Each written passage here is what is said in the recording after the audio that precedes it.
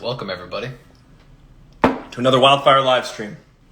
Without further ado, I want to be the very best, like no one ever was. To catch them is my real test, to train them is my cause. I will travel across the world, searching far and wide. Teach Pokemon to understand the power that's inside. Pokemon, gotta catch 'em, it's you and me. I know it's my destiny. Pokemon, my best friend in the world that must offend. Oh, you're my best friend in a world we must offend. Pokemon, our heart's so true. Our courage will pull us through. You teach me and I'll teach you. Pokemon, gotta catch 'em all, gotta catch 'em all.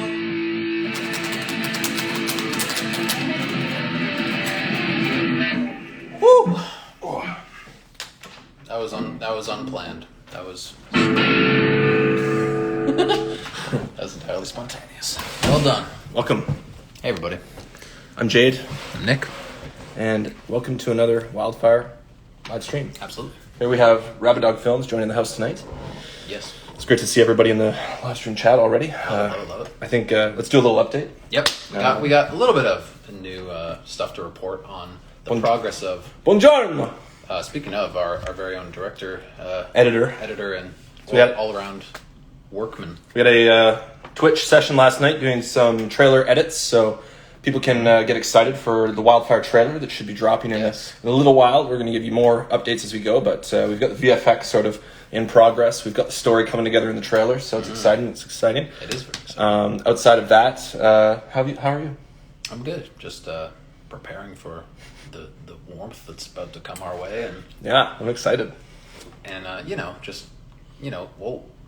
just working on this live stream and Wildfire and all that comes with it. We had some good creative chats, and Waving to the Growl and Rabbit Dog Film who are in this house. Let's do a little intro if that's cool. So that is very cool. first and foremost, it's time to rock out with Nick and Jade. We just rocked some Pokemon, and we're going live tonight with Cam Alfred Schwartz and Phil Pattison of Rabbit Dog Films. Cam, I'll do Cam, you do Phil? Sure. Okay, so Cam, I first met Cam working as a stagehand at Fallsview Casino, where we did set up for shows and various fun activities. And I'm sorry. I'm so sorry. Just zoom out. I'm just going to go right here for now. And, well, I'm just going to read Cam's bio in the way that he wrote it. I'm going to play Cam in this. Well, I love music beyond anything else. So technically, that is what got me started within all the industry of filming. One thing led to another, and viola, or does that say voila? That definitely says voila. Oh, I thought it was viola. I'm behind the camera. I've always been involved in the music scene, somehow, whether it be writing for magazines, starting many bands, being a radio DJ, putting together concerts, doing video vlogs for heavy metal. Then it dawned on me, need more video content. So then it began. Being a massive fan of horror since the dawn of time, it was my turn. My turn. You, Cam. Me as Cam, to take a crack at trying some visuals and also figuring out how to make my own scores or doing more silly heavy metal vlog style vids.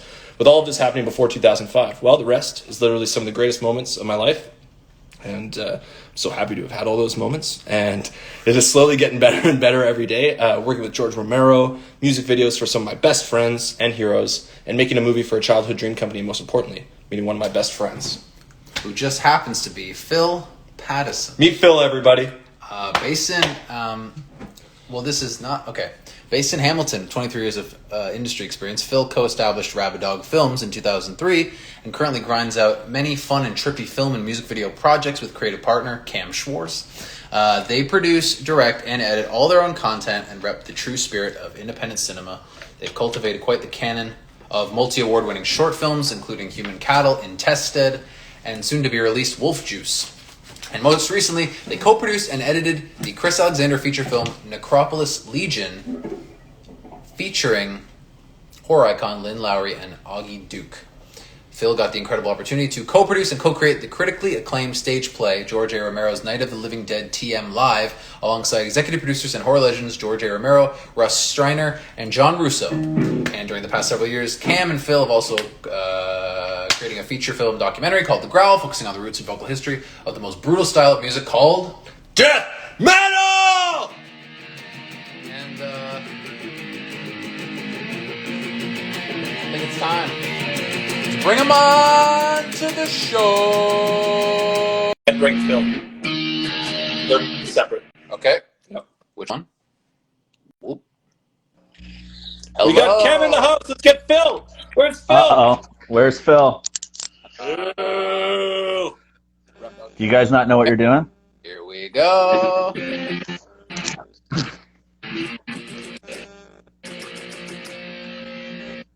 Yo! Hi. Pokemon, eh? That's a little after our time. Hello. How are you? All right, good. Can you hear me? Yeah, we can hear you. Absolutely. Clear and loud. All right. Can you cool. hear me? Yeah. No, Phil, your microphone seems to not be working. Oh, I kidding. am. he's How's kidding. that? Is that better? Yeah, you're good. He's kidding. Fucking bunch of goofballs here, eh? We working with some goofballs here today.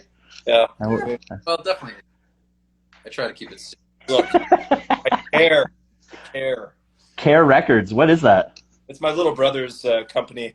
He just went up to go plant trees for a few months. And, to show this off. This is the official Rabid Dog film logo that you guys Love it. sent to me.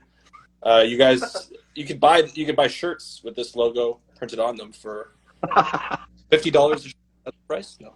Yeah. Yeah, we'll give you like $1 cut. That's at least. Yeah. Commission.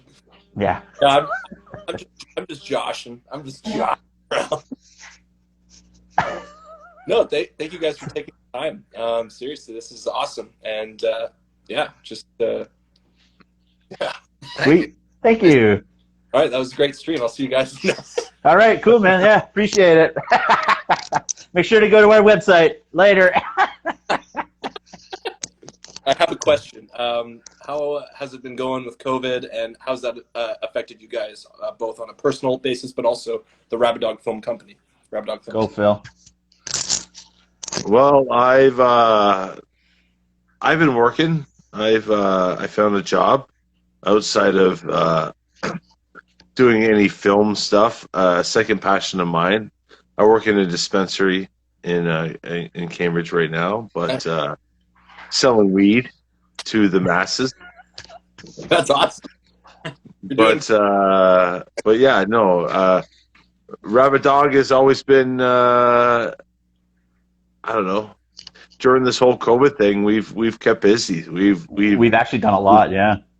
We've done music videos. Last year, we shot a film that will soon be released called Wolf Juice. And no, we've been keeping busy. We actually have. With the amount of, like I said, a couple music videos in between. Phil's had some editing videos, a few music videos also. Just recently did some cool lyric video. I've been shooting a couple videos here and there, obviously, you know, distanced apart. And yeah, oh yeah, we're making sure we're in code there. But I just go to work. Pretty much. So yeah, it's been interesting. But I mean, what Phil was saying though too. I mean, we did a pretty big film too, like a year and a half ago, and it kind of hurt because once it was released on DVD, everything shut down, and we never had a chance to really go out and promote it, and you know, set up a Rabid Dog table, if you want to say, and sell movies, and then promote our next feature and that kind of thing, right? But that's kind of what hurt a lot, because we were really expecting to, you know. We love conventions, man. I mean, you guys, I'm sure you guys do too. And movie conventions, horror, sci-fi, comic books, whatever. It's all a blast, right? It's just so fun being around the amount of people. And for that not to happen really put a damper on things. But, you know, we just try to smile and everything is okay, right? Bill, what's the dispensary that you work at? What's it called? It's called Cannabis Covered. It's in Cambridge. Are you allowed to have any Rabid Dog film memorabilia around to just do some cross promotion? Yeah, unfortunately, with the way that the dispensary business is, I can't do any cross promotion or any promotion to be honest with you. But Right. I'm curious how that. it's been paying my bills, and long story short, like as far as Rabid Dog is concerned, we haven't stopped. We've been pushing through this pandemic. We shot a film last year, which we're currently working on, called Wolf Juice. Yep. Along with other projects with Chris Alexander, who was the Director, producer, everything. former executive producer of Fangoria. Fangoria magazine. Oh, really? Okay. So yeah, we've done a lot of stuff with Chris. 2 years ago, before, like Cam was saying, before the whole pandemic hit, we shot a film called Necropolis Legion with Chris, and we had an opportunity to work with Full Moon Features. There it is. We've got Chris Giroux and Black Fawn Distro in the house. Just wanted to give them a quick shout out. They're throwing some love.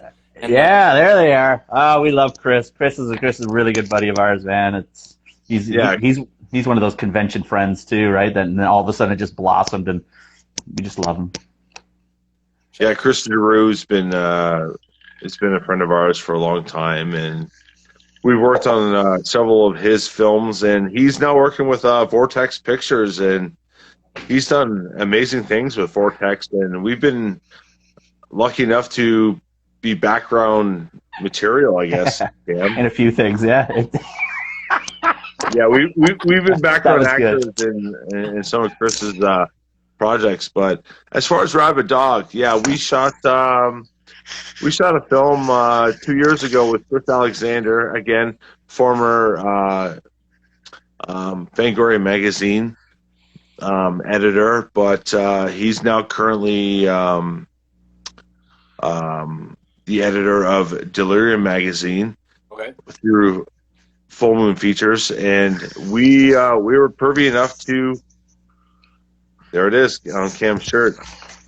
Full Moon's been a company that Cam and I have watched, and if anyone out there is a huge horror fan and grew up watching horror as we have in the 80s and the 90s, will understand that Full Moon Features is a giant company in terms of, how do I put it, Cam? Well, they're just B-movie legends. They put out so many films, like Puppet Master for one. That was their big one. Reanimator. Yeah, they did that one back in the 80s. Ghoulies, Demonic Toys, anything. We're aging ourselves too here, but well, we're just a couple dumb Torontonians. How's it going down in Niagara and Hamilton? Lockdown still. I'm at home. Yeah, lockdown. Yeah, it's I don't know. It's terrible. Good. Why, are you in Toronto? We're Are we currently? Yeah. Mentally. Good. Different plane. We're guys inside the Wildfire studio. So I hope you guys are ready. We do these kind of rapid fire, so we'll go back and forth. So we'll start. Phil, you answer first, then Cam goes second. So starting with, what is your favorite word, Phil? What's your favorite what? Word. Favorite word. Word. What does it We feel? need word. What's your favorite word? Just a word. Do I have a favorite word? Word, eh? We stumped him. We got him. We got him at the first one. Favorite word. Rad. Or a most used word, or Frequently one you on. Rabid Dog. That's good. That's my favorite right now. What's your least favorite word? Least favorite word is Audit. that's a weird question, man. Honestly, that's a weird question. Throws you off, eh? We're not talking about movies. We're talking about words, bro. Words. Or a thesaurus. What's my favorite word, eh? What the fuck? We're gonna move on. Yeah. We're gonna move on. That's the gap to those questions gotten, I think. I mean, that was good. Yeah. They are hard questions. I don't know. Yeah, I mean, I'm not thinking about that consistently. What turns you on creatively? Cam, we'll start with VHS. Phil. What turns me on? What? Creatively. Creatively, like what gets your creative juices flowing? Oh my god, that's a very vague question. Creatively, I love old school shit. I love anything old school. Nice. When it comes to creativeness, What turns you on, Phil? What turns me on? Okay, so I'll just tell you, my birthday is October 28th, Oh, Halloween turns you. which is 3 days before Halloween. So anything Halloween related turns me on. Okay. Anything Halloween, horror related, and especially I'm only going to say this because I was really close to him, but anything George Romero related turns me on. Cool. Awesome. That was good. Thank you for those guys. We appreciate it. What type of noise are we? That's hold on, it's the dog. Hold on. Hey, come on, man. You know I'm doing an interview here. I can't just be listening to that, doing that. You know I'm doing the phone here. Jeez. Yeah. What sound or noise do you love, Phil? I love screaming. I love the sound of just horror, man. Just Wow. Cam, what sound or noise do you love? Maybe hearing the film reel at the beginning of a movie. That's some ASMR. Nick? What sound or noise do you hate?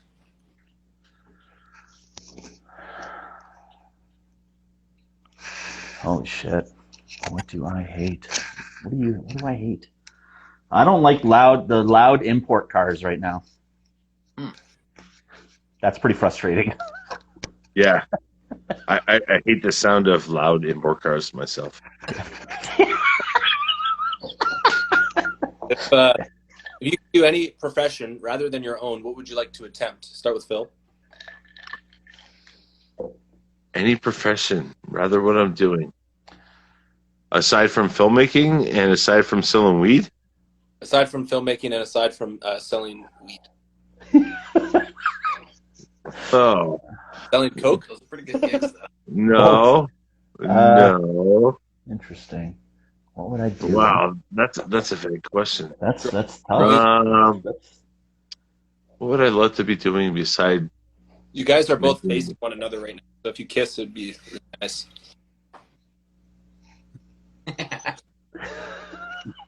Where are you going? Honestly, I would love to be managing a band. I would love to be on the road and touring with a band right now. Nice. I would love to be on the road touring with a band. That's almost the same. That's almost the same industry, though. Like, I mean, it's you're trying to say, like, we weren't doing music videos or being a stagehand or filmmaking.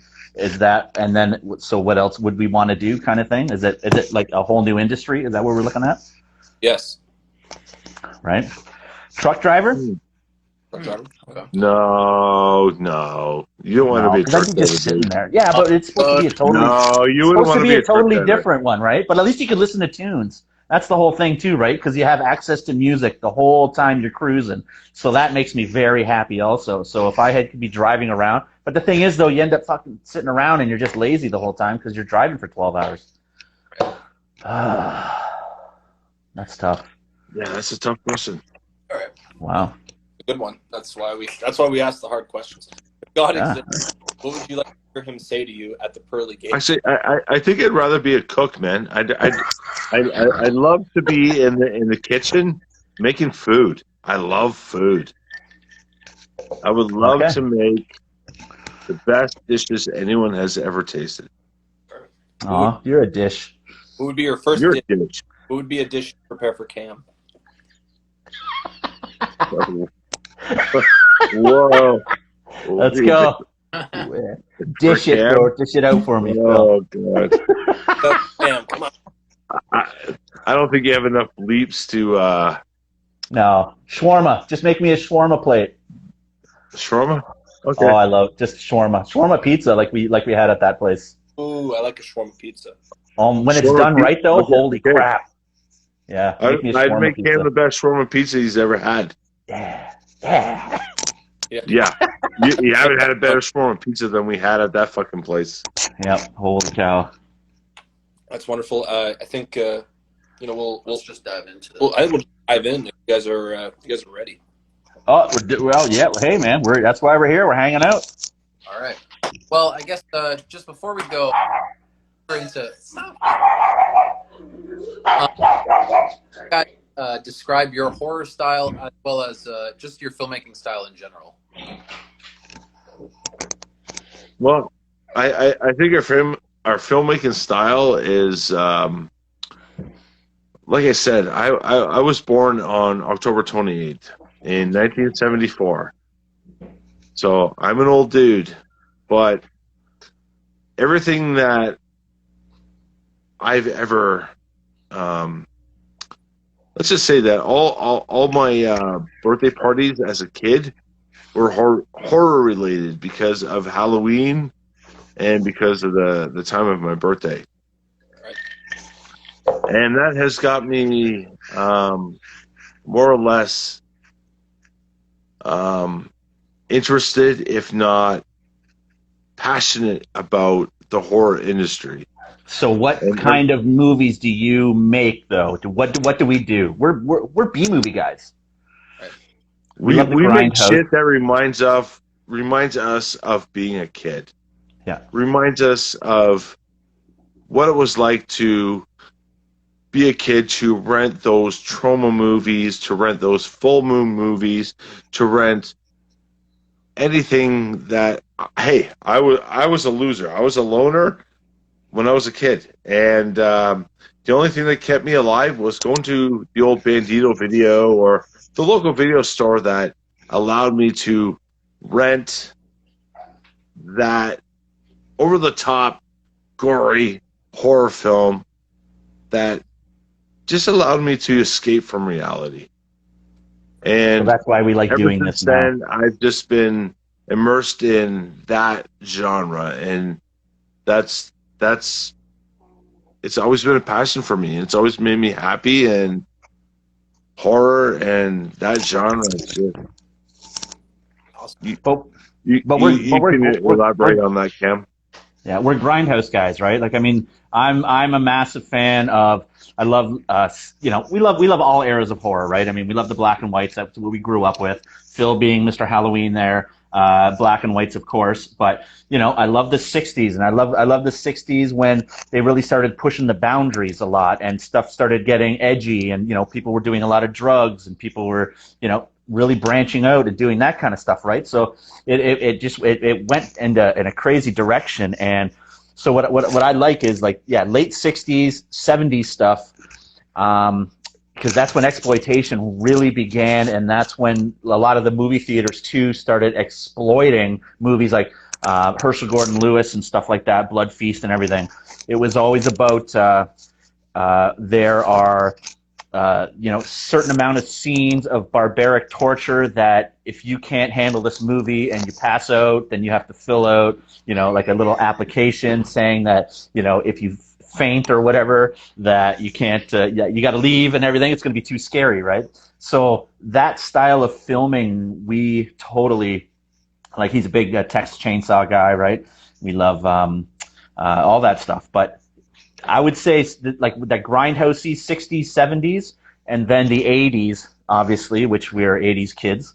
That's like you said, the Trauma movies, A Full Moon, and anything that was big rubber monsters, man. That was just and lots of gore. So Yeah. we try to keep that within us, and like you even said before, it shows, right, how kind of how and what we do, and the eras, I guess. Where'd you guys both grow up? I'm born in Hamilton, raised in Hamilton, and still live in Hamilton. Nice. I was born in St. Catharines and moved to the Falls, and then I'm back in St. Catharines with my lovely lady. Right, Leslie? Right? Yeah? Yeah, she said yeah.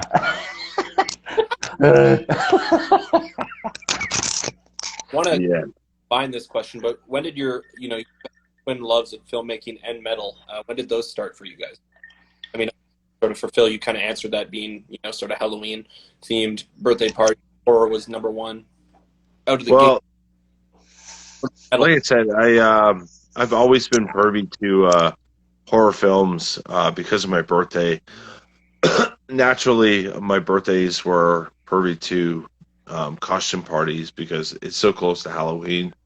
But as far as the metal music, I honestly I grew up listening to a lot of rap. I was a rap kid. I was listening to EPMD, Run DMC, LL Cool J back in the '80s, and then Motley Crue was kind of my my gateway to metal, I guess. Okay. And then AC/DC was obviously one of the biggest gateways to metal. But yeah, I was a rapper kid, full through like the '80s, and then high school. I didn't have an identity through high school at all. I didn't know what I wanted to do. I didn't know who I was, or was I part of the rap crew? Was I part of the metal guys? I was just kind of like floating around and, hey, being who I was. I just, whatever. But it wasn't until I got into college and I started listening to a lot of punk music and a lot more metal. And then it wasn't until I guess we started Versus the Dead when I realized that hardcore was more of a there it is Versus the Dead. Versus the Dead was a film project that I collaborated with a friend of mine, Chris Jeff Beckman and Dave Montour, and Jeff Beckman was a part of what would you call it, like a more of a low class, not a low class, but a how do I put it? Peasant? I don't know. A plebe?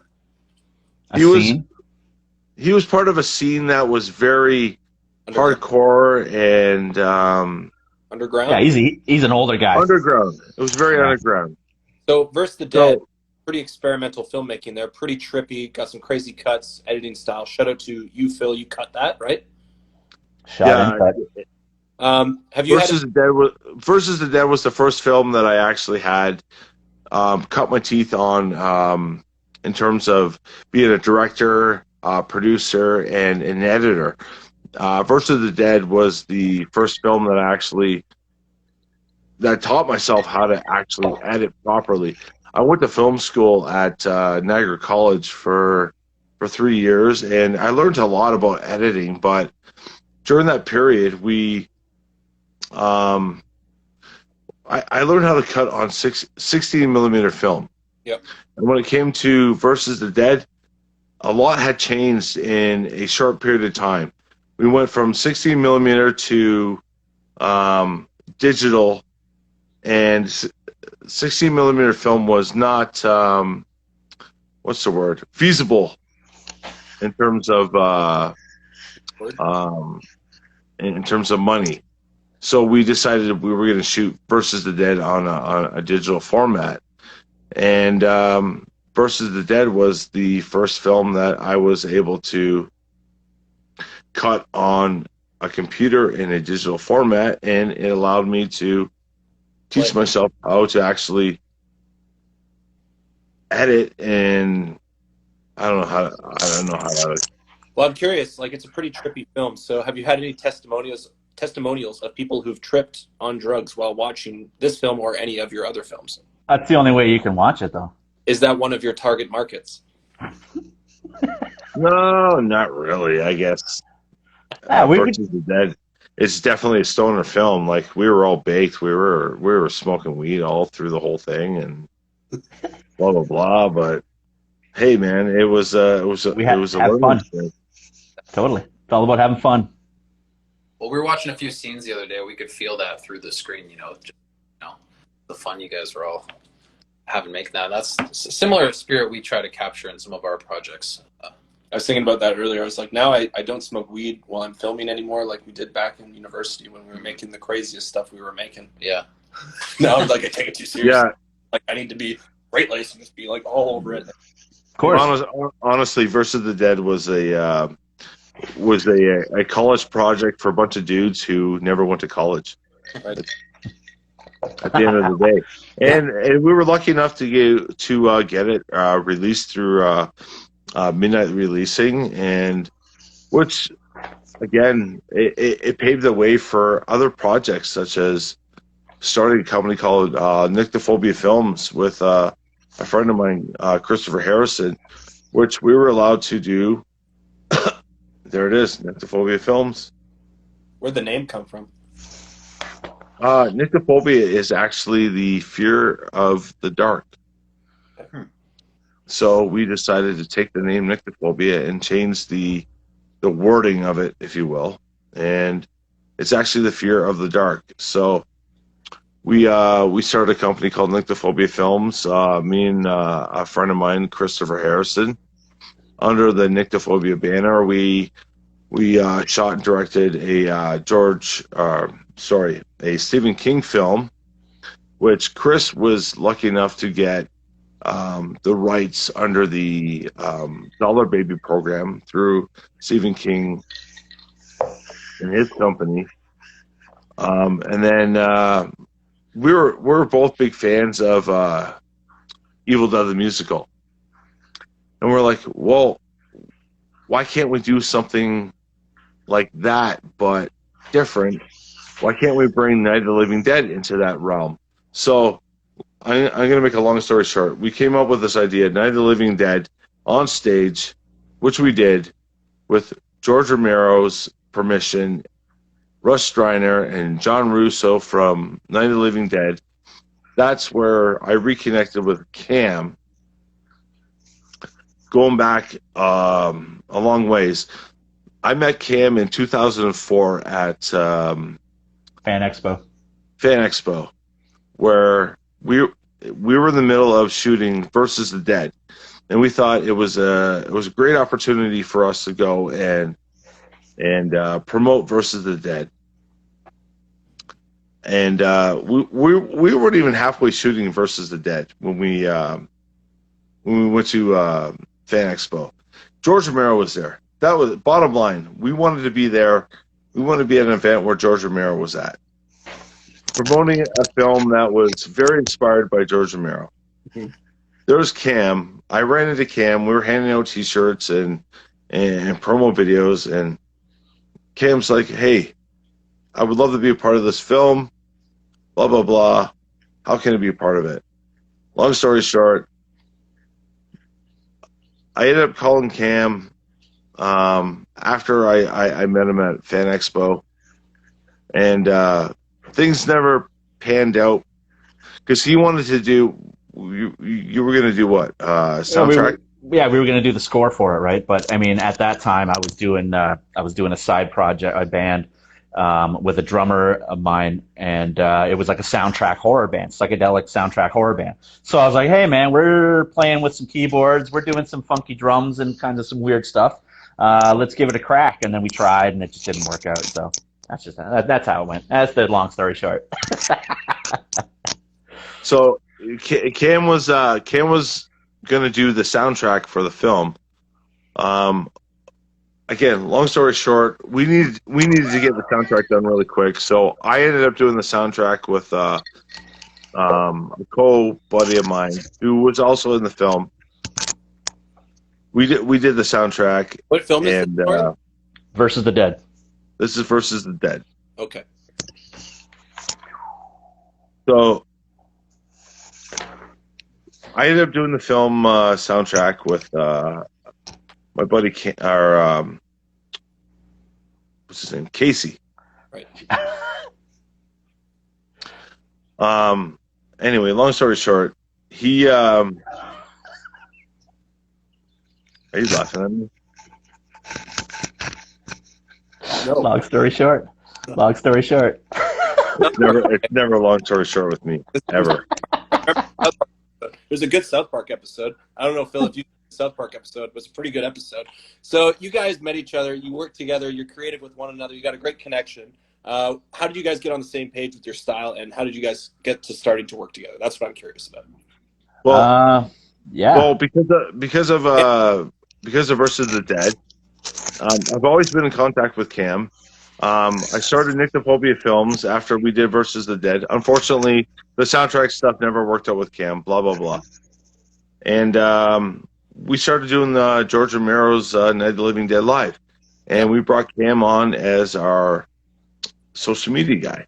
Nice. Behind the scenes, filming, all that kind of stuff. So, but aside from the social media aspect, Cam was also a big part of Nyctophobia Films. Period. Being a camera guy, blah blah blah. We did a great thing with George Romero's Night of the Living Dead live. It became a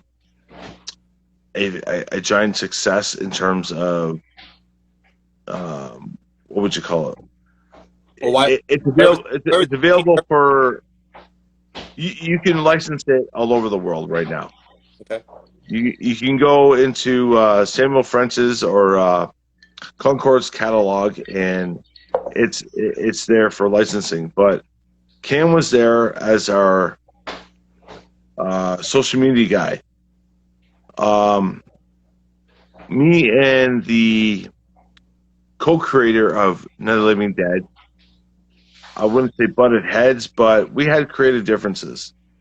But Cam, who was always there in the background, him and I have always had very similar interests. And once that partnership kind of dissolved, Cam and I decided, hey, let's keep this thing going, man. We got a great thing. So let's reintroduce Rabid Dog. Let's reintroduce what I initially wanted to do as Rabid Dog, which was old school 80s horror filmmaking, old school. I don't know. How would you put it, Cam? We're Grindhouse. We're Grindhouse guys. We just want to make super fun films, man. Over the top. Just they're fun. They're hilarious. I mean, we do have a serious side that we haven't really brought out yet, but actually, with Necropolis, we did. I'm very impressed with how we pulled this one off. But I don't know, man. We just gelled right away because the movies that he likes, I love too. So as soon as we start talking movies and what we want to see, we kept talking about the same movies all the time. It was like, oh yeah, just like that movie, just like Bad Dreams, just like, Graduation Day, just like, all these Cannibal Holocaust and, all these crazy films. And his buddy he was part of Nyctophobia Films too, but our special effects friend, Carlos, he's been a part of Phil since the dawn of time also. So obviously I gelled into that relationship too. And Carlos is the same as us, man. We just want to make really cool film, like Human Cattle, for example. Like that movie is it bleeds us. It's totally us, man. We love the 80s. We love that goofiness, that TNA, that sex comedy-ish kind of thing. And then we like the the dark side of like Euro movies and all that kind of stuff. So that's where the cannibal stuff comes in. And then the action of it all, you know, we all love Chuck Norris, we all love Steven Seagal, we all love all that kind of stuff. So that's in there too. So I don't know, man, it just worked. So whatever he thinks, I think the same thing. From watching some of your stuff, it's clear you two embody true filmmaking. How important is it to you to keep that spirit and edge up to higher profile, bigger scale projects? Well, we just keep buying our own stuff. I mean, like, you know, obviously, like I think like any production company, you just keep trying to buy your own equipment so we don't have to rent anything anymore, right? But I mean, you know, our cameras are getting better, our lights are getting better, our techniques are getting better, but we still haven't made our perfect movies yet. And, you know, and we still watch all that old stuff in the B. Like, I mean, like I said, man, I got VHS for days. So that's my go-to all the time. And that's what we want to see is that graininess, and the gritty of that era movie. I mean, sure, there are some films out there that have recreated and, you know, brought an old school feel to it and everything like that. But for Phil and I mean, there's still so much more for us to do. And I guess we're just waiting for somebody to throw budgets at us so we can actually do them properly, like anybody.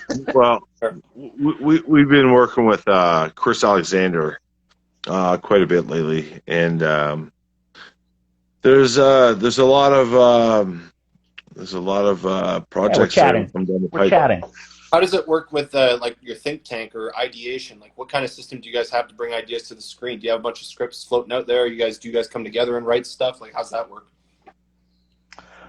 Pretty much, he's got some ideas, I got some ideas, and then every time we're chatting, we're just, you know, we're kind of tossing some things back and forth, and, you know, obviously, you know, he helps with my stuff, I'll help with his stuff, and vice versa. And then just recently, it was a friend of Phil's that was in Versus the Dead. He played a cop in that movie. His name is Calvin Smith. Calvin. And recently, I've reconnected with him because my beautiful lady is friends with his wife.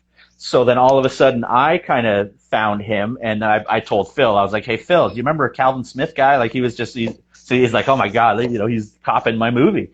So I became friends with this Calvin guy, and it turns out he went to university and school for script writing. Oh, really? So right away, it was like, well, Calvin, what can you do? And so he starts showing us some of the things that he's been working on throughout the years and never really did anything. So then we start throwing ideas at him, and that guy just starts writing. And then, you know, 20 minutes later, he's like, so how does that sound?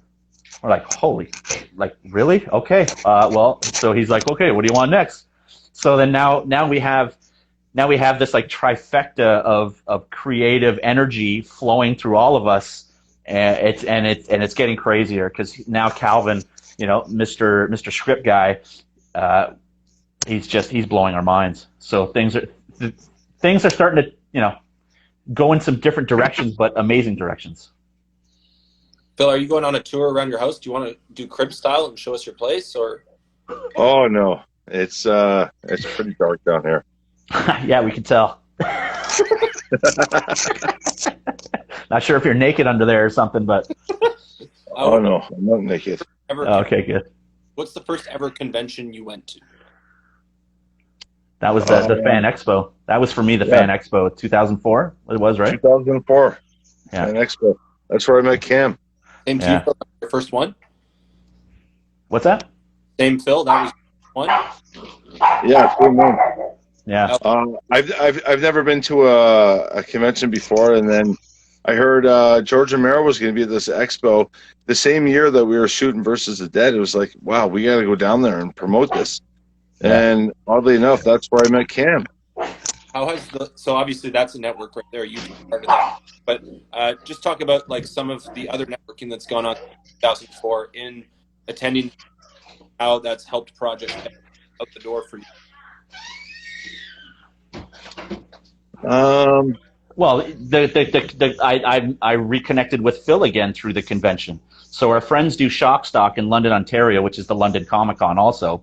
Right. But Shockstock is like the grindhouse, underground, cinema convention that us dirty nerds really like, right? So that's when they were pumping the Night of the Living Dead live. So during the convention, after hours, let's go, hang out in a hotel room and, pizza, let's have some beers or whatever. And then by the end of it, it was just like, oh, okay, well, I guess we're all doing stuff now together since you guys are doing stuff. So I'll join with you guys. So conventions, honestly, man, like, and it's the same with like our buddy Chris Giroux and everything, right? All the Black Fawn guys, like they just become good friends. So if anybody's in a pinch, it's through conventions. So it's insane. But the fact that they're not going on, right? It just, we have to try to stay connected somehow. But has there been any virtual conventions or ways to take? Yeah, I'm good. It's not personal, man. Like. There's a million people on a screen. There's, everybody's just kind of hanging out, and the lag there. People are talking, blah blah blah. That kind of stuff doesn't work, man. I just don't feel it. Like people are doing all these live stream concerts and everything, right? Which I get because at least the band's doing something and there's something new to watch. But it's still like there's still nothing. I don't know. Yeah, it's definitely not the same. Not even close. I really miss the conventions. I miss I miss the personal connection that we have with people, and yeah, it's a hoot. It's a blast. It's a family. Within the horror community. It's a family event. No matter what convention you go to, it's always been a We're all family seeing event. our friends. Yep. Shock stock that Cam mentioned is oddly enough, we would have been there. What? This weekend. Yes, because the memories are coming up now, right? For last year's or the year before. Yeah. Every year is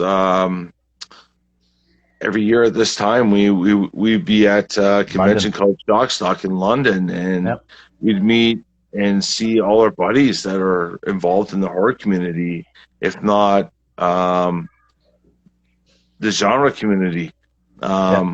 What else have we missed? The Niagara Falls Comic Con, Niagara Falls Horror Convention, the Nightmare on the Fall, or Frightmare in the Falls. Yeah. Well, Cam and I met doing stagehand work at Fallsview. I'm wondering, Cam, have you ever stagehanded for a convention? I did a few at the Scotia Center, but it's not my thing because now I'm getting all antsy. And I should be preparing a table, and I should be getting posters ready. I should be putting together my merch and everything like that, right? So doing that and then watching people bring this stuff in, I'm just like, oh man, like I'm on that side. I got to be on that side for this. So I guess in a normal year, in an ordinary time, how many conventions would you guys hit up per year on average? Oh, at least 4 or 5. Right. Yeah, at least. I haven't hit too many States ones lately. Shit. I was supposed to go see it was the Buffalo Comic Con. I got a few friends there that do some art and comic book and stuff like that, so they keep inviting me over. But it's always just been the timing, man, because, as much as we want to hit the conventions and hang out and do all that stuff, we're busy doing a million things ourselves, right? Because we're trying to make this our full-time job. So, when there's conventions going on, it's like, we're either at concerts doing that sort of thing, filming bands or doing the interviews for the Growl or whatever like that, right? So we try to hit as many as we can, but again, we're busy dudes on the side doing all our stuff. I was curious, as an opportunity to sort of shout out some of the local talent. Obviously, with Greg Lamberson, worked with him on Johnny Gruesome, and then with my current, we work a lot with Banger Films. So I'm just curious what how you met Greg, and then how you got to know the people at Banger as well. Well, Lamberson, again, he was, I think you met him too at the Fan Expos in Toronto, the Rue Morgue Festival of Fears, because he would come there and he was promoting, Slime City was his baby, right, back then. So he would always promote that, and then he's always writing books too, right? He's a book writer too.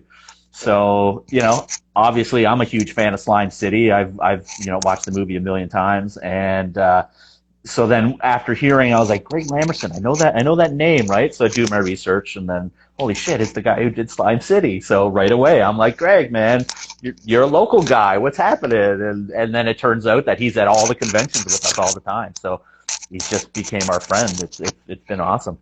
And then Banger, we did I went on there to do 2 separate death metal episodes for them, just because we're doing the metal documentary, right? So they should be involved somehow. Brutal death metal and death metal of the 2000s. Death metal of the 2000s. So what made you guys want to make a documentary about death metal? Tell us a little bit about what's going on there with the Growl. This is nobody, Cam. Yeah, nobody was doing anything like that. A friend of ours, George, Doug Brown out of Toronto, he did one that came out about 2 years ago called Slave to the Grind. So it's a grindcore documentary. So he was working on that for, I think from what I saw, like 9 years. And this was personally funded, just like what we're doing. It's all, we're kind of doing it on our own. And so that one came out. So obviously right away, things are clicking. We're filmmakers. This is my scene anyway, so I know a lot of the guys. Oh, hey, we're not promoting Walt Disney here. Come on.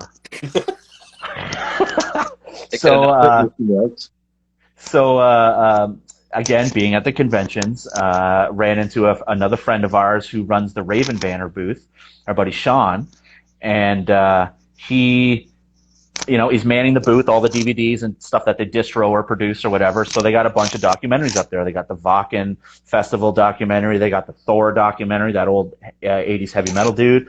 And I pretty much just came right out and I was like, is anybody doing anything about death metal? And he's like, no, not that I've heard of, not through our company or anything like that, not through Banger or whatever, because they were doing all their stuff, their own stuff all the time, right? And so I was like, well, what if somebody came to you with the idea of doing a death metal documentary? Because I think it's time, and the resurgence is coming back, and people are getting excited again, and bands are coming back together. And he's like, well, I don't know, let me sit on it a few days, let me see, whatever, him and Han. So I tell Phil, I was like, hey, Phil, what do you think about this? Maybe Sean could help us out, and blah, blah, blah. And he's like, that's a great idea. If you guys want to get started, I'll help. Right. So there it is. So that was, what's that? Was that 3 years ago now? Okay. Almost 4 years ago. Almost 4 years ago now we started? Yeah. Slow process, right? I mean, we're the ones that are, filling our own tanks and trying to get to the concerts and working around our schedules. And yeah, I wish someone would just pay us for this stuff. Yeah, but the problem is, like, we had a lot of interviews and festivals that we were supposed to attend in the past year and a half. Huge. Then COVID hits, and next thing you know, our documentaries like put on a big hold. Yeah, no traveling, no borders, no shows, no nothing. So we do. Well, I was going to ask about that and the importance of festivals in both like marketing and finding your audience. Because I know Horror Fest in particular have huge loyal audiences. So do you guys with recent or earlier with like Horror Fests or anything like that? Sorry, what was that last part? Recent experiences with Horror Fests or just any kind of film festival experience. I guess Shockstock would have been. Yeah, we're pretty good. Shockstock is kind of like our testing ground a lot of the times. Like those are our like probably like 100 of our closest friends. So everybody there is kind of dabbled into things. So that's usually that's tough. Yeah. With the death metal scene, it's a very I wouldn't say touchy, but very close. It's what's the right word I want to use? Not secluded, but it is. It's I mean, like people know, like Death and Cannibal Corpse and some of the big bands, right? But when you dig into it, that scene itself, pretty much everybody is like family. It is pretty much like the horror scene because it's something so narrow, like just a small scene, right? Like not everybody knows Lucio Fulci, not everybody knows Wes Craven, not everybody knows, the names, right? But when you go to those conventions and, you see somebody with a Nightmare on Elm Street 5 shirt, like that's a cool scene in that part, and then, everybody starts nerding out. It's the same thing with death metal, right? It's like you see somebody with a weird, rare shirt and you just right away, you just walk up and go, hey, that shirt is holy. Yeah, you rule, man. Let's be buds, kind of thing. It's definitely an exclusive environment. Yeah. Even just working at the dispensary level, like I hate to use my day job as an example, but I have a lot of dudes that come in and, hey, if they're wearing a death metal shirt, I'm going to talk to them.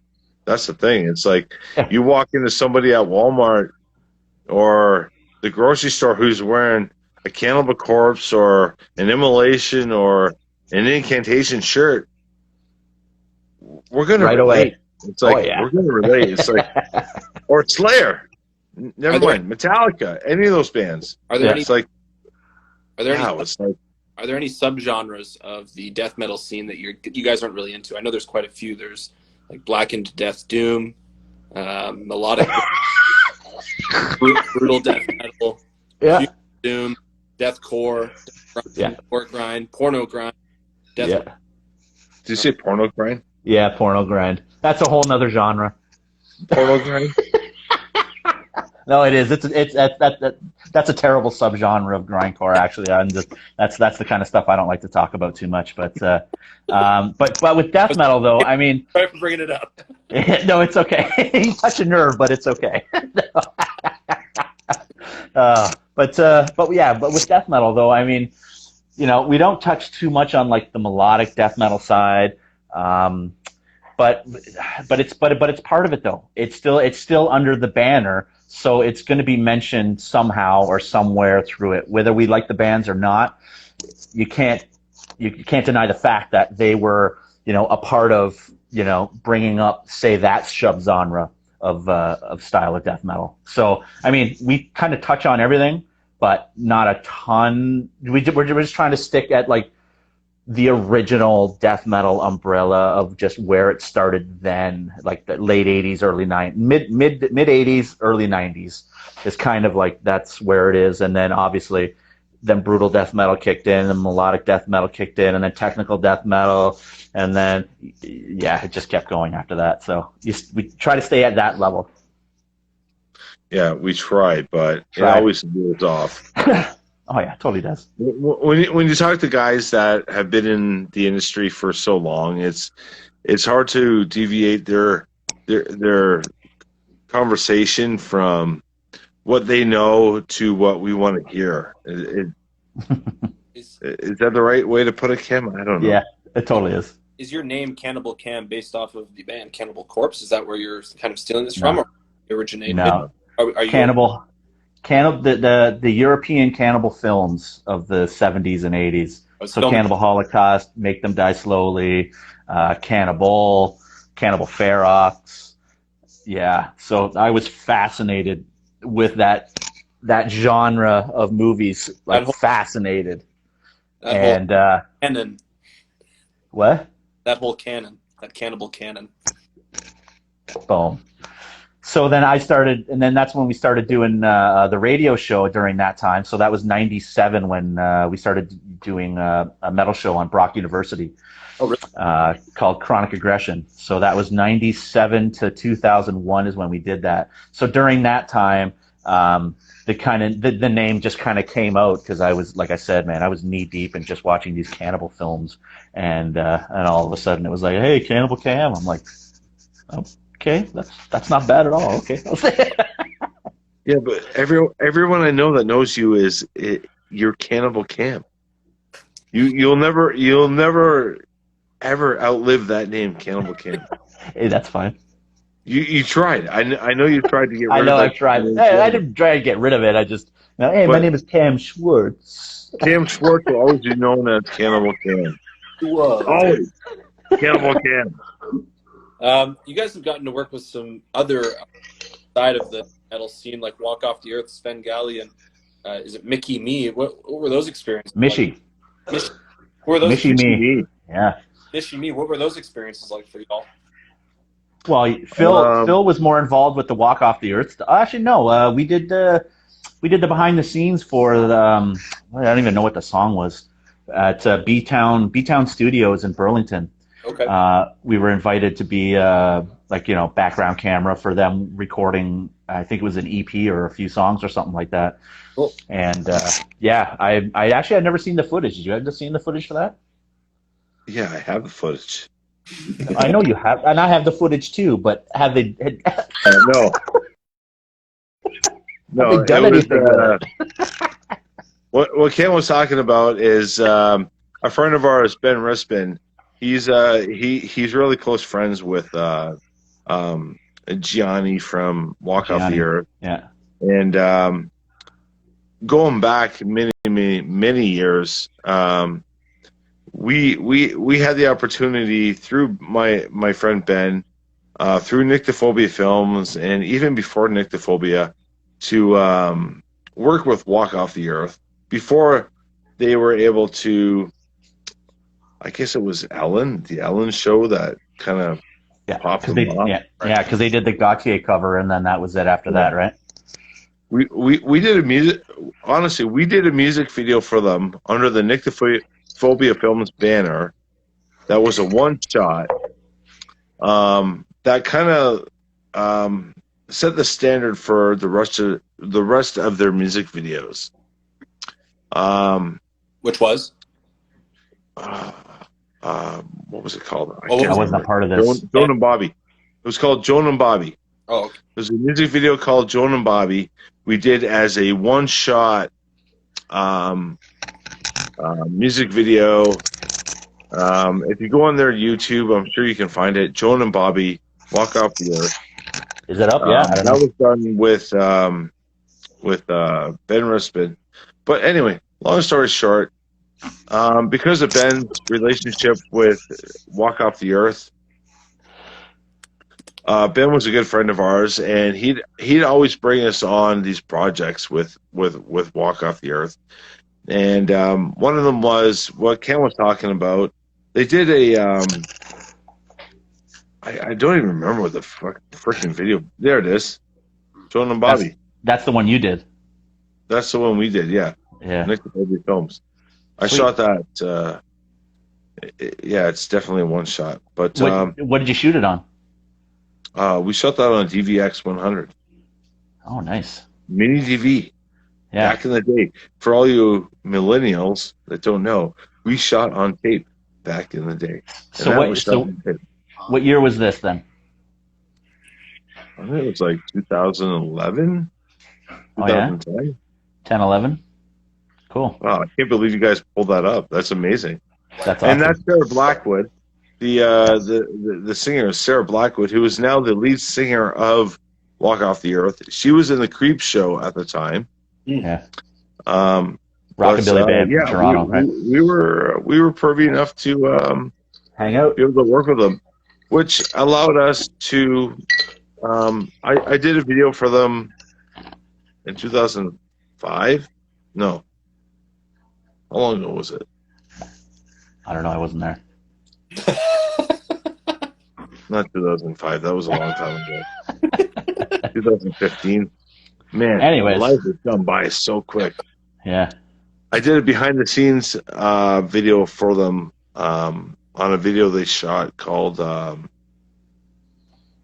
was that one? Carlos did the masks for that, right? Yeah, we ended up blowing up their heads, and yeah. I can't remember. I forget what the video. Yeah. I'll get Nick to ask this last final question for both of you to answer separately. Yeah. Okay. Curious, just how much from the writing and development process to the post production and release of a film, how long does that take for you guys? Say like a short film you guys do. What's the window on that? So far, the short films that we have shot, they haven't really needed much pre-production. I mean, a lot of that stuff. I mean, we kind of wing it. we kind of get in these vibes, and it's like, oh yeah, let's get together, let's do some shooting or whatever, and we start banging some ideas together. But we kind of, at least in Tested, was shot all on the fly. Right. That was done at our buddy Carlos's shop. So we were like, we got a camera and all this and that. Let's shoot. So we just ended up shooting that. Yeah. And Tested was not planned at all. No, it was just off the fly. Yeah, Human Cattle was planned to a degree. Obviously, props and all that kind of stuff, and the actors and everything. So that was a little more of a scripted production. Wolf Juice, again, that's another weird story. So that again, that one was there was no pre-production for that either. It was just we got together with our friends, and we had this idea that actually Phil and I and Carlos shot about 2 years ago. Something happened with the footage. We're not sure, but we ended up. Wolf Juice was done a year ago. No, yeah, that one was done, but the original that we did was like 3 years ago. Right. It's about three or so years ago. Again, we were at our friend Carlos's shop, and we got some props together. So let's shoot something funny and whatever. So we did, and it and then the footage was lost. I'm gonna say that footage was lost. So whatever. And then COVID comes around, and when we were able to have the max amount of people together, like 10 or 15 people, I think we had at the beginning, we decided, let's do Wolf Juice. We got time. Carlos said yeah. Phil said yeah. And then we ended up calling a couple of our friends from Shockstock from London and a few Hamilton friends also. And we got together and we're like, we got this idea. What do you got? Okay, let's do this. Let's film this. Okay, let's go here now. Okay, we're going to do this here now. Okay, what else you got? What else? Like, so literally 3-day shoots we had. 3-day shoots. Yeah, 3-day shoot. I think there were 12 hours each roughly. And it was all this whole thing. It was almost 25 minutes of winging it. And it's unbelievable. It's so funny though. So to answer your question for that was the shorts. But with Necropolis, it was our film, but it wasn't our film. So, but that was, what was that, 2 months, 3 months we had to put everything together, I think. Necropolis? When we got the okay. I think we went into pre-production on Necropolis in March or April of 2019, and by June we were shooting. Yeah. So we were hired on as props. So Phil, he got a massive start on making gravestones. So we ended up actually making a giant graveyard in that movie. So that was part of the pre-production with that. And then just getting all our equipment together, making sure all the rentals were together, making sure that, we're going to shoot here. Here's our shooting locations. Here's our actresses. Here's our actors during this time, all that kind of stuff. So yeah, that was almost like 3 months of prep for that. And now, just regards to Rabbit Dog, sort of like what we're looking forward to Wolf Juice. That's correct, right? That's the one. Yeah. Yeah. Tell us a little bit about Wolf Juice. That one's about. I'm intrigued by that. So Wolf Juice was a project that we're almost banking on a year now. Yep. We shot it last May. Lockdown when? March. Last year. Yeah, March. Yeah, March. We went into March, and then we came out in May. And then there was a period where we could gather groups of 10. Yep. Cam and I had met up with our buddy Carlos at his shop. Just as buddies, just hanging out. We're sick and tired of the COVID crap, blah, blah, blah. Cam says to Cam and I, or Carlos and I, hey, man, why don't we do something? Why don't we just shoot something? So we're like, okay, well, let's shoot something. A week later, we started shooting something. Our buddy Carlos owns an effects shop in Hamilton, and if you were to walk into his shop, it'd be like bodies and heads and Everything. Anybody who was in the horror industry would just be like blown away by what they were looking at. He's our buddy. Yeah. He's our go-to guy for effects. So we're like, why don't we just shoot something? Let's just come up with an idea and just shoot something. So the idea was, let's just show up, not come up with an idea, let's just shoot it. So long story short, over those 3 weeks, we shot shit. We made up stuff as we went. We had a friend that had an FX shop that had bodies and blood and body parts, whatever. We just decided, hey, let's make it up as we go. So, at the end of the day, this is what Wolf Juice is. It is a 3 days of culmination improv. of a bunch of guys getting together because they're sick and tired of COVID. We have a buddy who's an FX artist who has all this stuff, who has fake blood and body parts, and I don't know how would you describe it, Cam? We just made a movie because we could, and it was there. Everything was there. So and we made something very special, and at the end of the day, it's going to be fucking funny. It's going to be funny. It was good. Great. Yeah, because we ended up bringing in a few of the crew that we hired on for Necropolis to help us out for that week shoot, and so they automatically were like, "Yeah, what are you guys doing? Let's do something. We're dying to." So we got our buddy Rob Gabriel. He plays in Green Jelly and a bunch of bands and stuff, and he actually is not one of the head guys. He's one of the guys for Trauma Films also. So he came down. Our friend Jake, who does Shock Stock and a bunch of other stuff at London Comic Con, he came down. Our friend Corey, she does a whole bunch of art stuff too. She came down. So we ended up just getting all our friends together, and like what Phil was saying, as soon as everybody got there, we're like, okay, so Phil, I, and Carlos, we have this idea. We were shooting this and that. We did this. So what do you think we can do, and how do you want to be a part of it, and whatever. So then everybody ended up becoming an actor or an actress in this short movie, and it just kept snowballing into like this crazy story. And then like I said, man, it was like we got together at like 4 or 5 in the afternoon, and then by the time the nighttime came, boom, we started shooting. We were there till probably like 3, 4 in the morning, and then same thing next Tuesday. We're getting back together, do it again. We shot all night. We need more footage. All right, next Tuesday, come on back. So that we did it again. So another 12-hour shoot.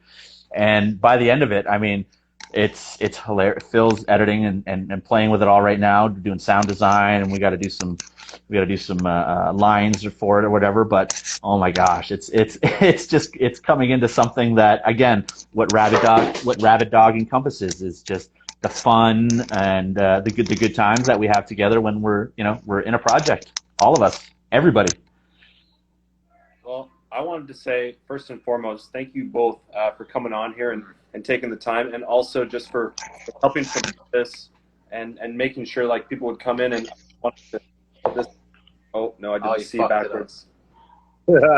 Pretty close. That's good. That's good. Well, as a lover of physical media, Cam, I just want to say I really admire you back there. All right. Well, here, hold on. I'd just like to know, like, what's maybe your film in your. All right. Oh God. So it starts over there. Right. Goes over there, and it's just Wow. it's just stacked. I'm a sucker for all of movies. Oh, I love it, man. I have 2 VCRs that I have to make sure. So if one's down, I got the backup right away. But for what's some of my favorites, I don't know if you're aware of Cannibal Girls. That's an old feature done by Ivan Reitman of obviously Ghostbusters. So that was pretty much one of his first films, and Andrea Martin and Eugene Levy are in there from SCTV. So that was one of their first movies too. And I don't know, it's just I just love everything I have, man. Everything that is in this collection, I literally watch all the time. It's just, and that's the inspiration. Like I said, man, VHS. I got it tattooed on my arm. It's just, and it's what I want to see for the rest of my life. I just want to live in a video store. I can. You see that video that was floating around, that guy who turned his basement video store? I would manage that video store. Right. Oh, I would hire you, Phil. I would hire you. Oh, there you go. I'd be the best manager you've had. And I'm your best customer. But yeah, there's a couple pictures going around. I'm a part of a couple VHS groups and everything, so there's a couple collectors on there that literally have transformed their basements into just literal video stores, and it's beautiful to see because, I mean, just to you walk into this basement, boom, there's already racks and shelves of the lined up in video stores, and there's a counter, there's TVs playing, some trailers and movies and everything like oh my god, man, I want to live at a video store so bad. It's amazing. I almost opened a video store with a friend probably about 20 years ago. He had a huge DVD collection, and I was like, why don't we try to open up a little store or something like that? And then Do it right now.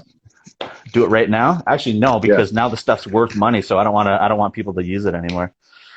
No, we're gonna open a video store. Fuck it. Eventually. Oh, totally will. Rabbit Dog Films. Well, Thanks, guys. thanks Phil and Cam of Rabbit Dog Films for joining our Wildfire live stream. You guys rock. It was awesome. And we're looking forward to seeing Wolf Juice and The Growl, and go back and watch everything else as well. So thank you guys for stopping by, and thank you for shooting the shit, and all the best. Hope to see you at a convention when they're open again. You got it. Thanks, guys. It was a pleasure. Have a great night, guys. Thanks for having us, and hopefully we weren't too stupid. Stupid enough. Match us. All right, peace out, guys. Thanks so much. All right, man. Take care. He's in his finishing pose. All right. Let's get a Rabbit Dog. Get a Rabbit Dog on here. Well, we finished getting here. All right. And that is all, folks. Bye-bye now.